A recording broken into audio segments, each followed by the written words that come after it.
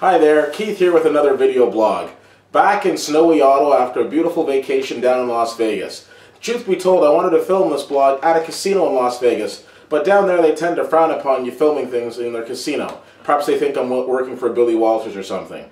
Then on the flip side, you always have to worry about some 20-year-old drunk girl wanting to jump in the video and being like, "Oh my god, are you making a music video? Can I be in it? Can I be in your video? Will you videotape me?"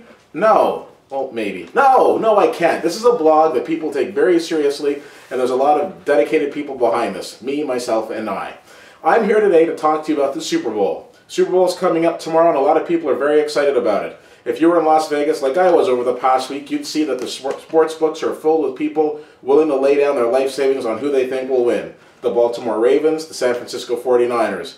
I'm still here in my BC Lions jersey for one reason. A, because that's my team, and B, because ultimately, with all due respect, I don't really care who wins tomorrow's game. Don't get me wrong, I'm looking forward to watching it just like a lot of other people, but I don't really have a dog in this horse, if you will. I'm not going to be one of these people that's going to don a San Francisco jersey or a Baltimore hat and start calling them my team.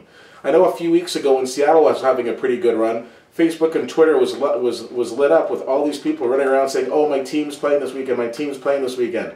Exactly when did exactly when did Seattle become your team? Well, now Seattle's gone and that bandwagon is starting to part.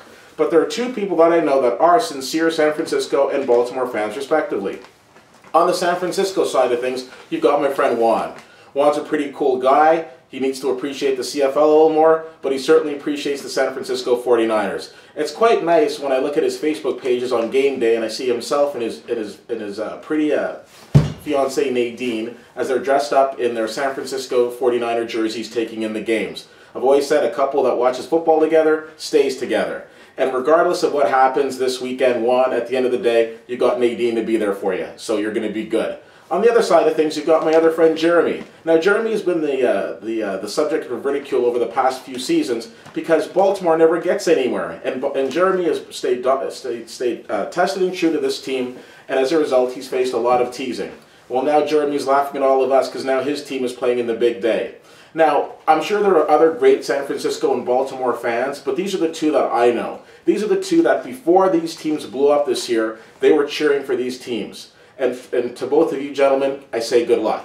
So let's take a look at this matchup. First of all, you got the 49ers who are coming in after a couple of impressive wins. First of all, they beat Green Bay, which has to be one of the most shocking wins of the playoffs. Not shocking so much because they beat Green Bay, but shocking because Colin Kaepernick ran for over 170 yards. Now, Colin Kaepernick is the quarterback. I can see him throwing for over 170 yards, but when your quarterback runs for over 170 yards against the defense, you have to wonder, what exactly was the Green Bay defensive coordinator smoking that week? Because he certainly wasn't getting his team ready. Then after that, they went to Atlanta. And that game really impressed me in the sense that by the time I got to my friend's place, it was already Atlanta 17-0. But that didn't stop Colin Kaepernick and that amazing offense as they came back to win the game. So congratulations to San Francisco. Baltimore's road to the Super Bowl has been extremely surprising to me. Not so much in their first game, they beat Indianapolis at home, not really a big surprise. But then to have to go to Denver, and then to go to New England, and to take out Peyton Manning and Tom Brady in back-to-back weeks is very impressive. And did I mention that their quarterback is Joe Flacco?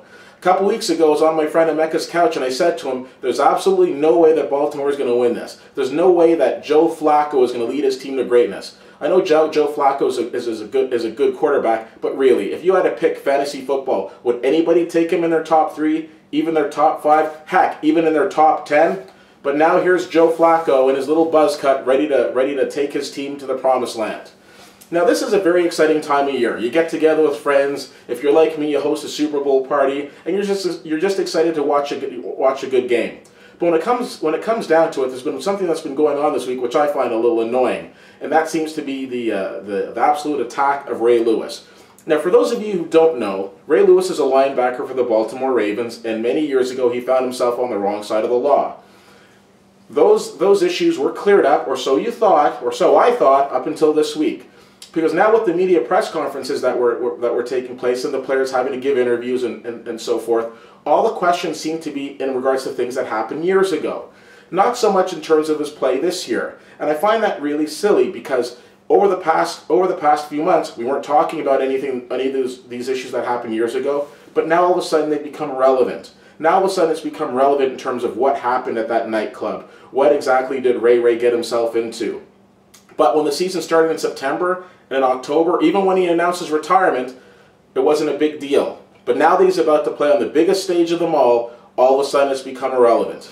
Now there's a lot of things I like about Ray Lewis. I find him to be an extremely inspirational leader, and he's also the innovator of the chicken dance. So for those of you who aren't familiar with the chicken dance, allow me to demonstrate. So Ray Lewis, when he's getting introduced, and they're doing the player introductions, he comes out and he does his little...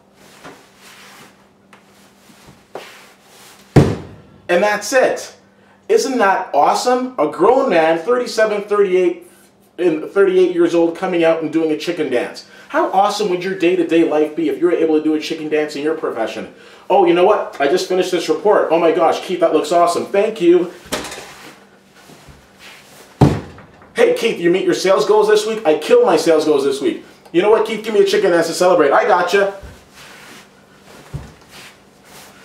That is awesome. This Ray Lewis character to me is absolutely entertaining. He brings a lot of happiness. He donates a lot to charity. He's absolutely turned his life around. But we're not talking about that. To me, perhaps the cherry on top was when Wes Welker, a player who plays for the New England Patriots, when Wes Welker's wife came out this week and started bashing Ray Lewis, talking about how many kids he's had, how many women has he been with, blah, blah, blah, blah, blah. Look, if you're looking at a sports figure to be your ultimate role model and hero, you've got bigger issues. To me, I'm looking at a game. Don't care how many kids they've got, don't care about any of the other stuff. I'm focused on the game and watching that. As far as Wes Welker's wife is concerned, I think if she wants to put herself in football and make herself useful, what she could do is get together with her husband Wes, go in the backyard, throw the ball around, help him catch, so that way he won't be dropping the ball as much as he did in last year's Super Bowl. Listen, Ray Lewis, I am putting 150% of my support behind the Baltimore Ravens to win the Super Bowl tomorrow. A, because I'm sick and tired of everybody bashing you, but B, because, you know what, I honestly believe with all the great things that you've done over the last few years, you deserve to go out with your head held high. Now, I know that's gonna attract a lot of anger from my friend Juan, but you know what? The San Francisco 49ers aren't just going to be a one-and-done team. I think they're going to be back over the next few years. I think this is it for Baltimore. I think they're going to have a lot of changes, and I think they realize that if they're going to get it done, they need to get it done now. So I'm going for Baltimore in a relatively close game tomorrow. What do you guys think? Let me know. CFL_fan on Twitter, Facebook.com/WhittyWhittier. Thanks for checking out my blog. I hope you liked it. I like doing it, and I hope you guys enjoyed the game. Take care.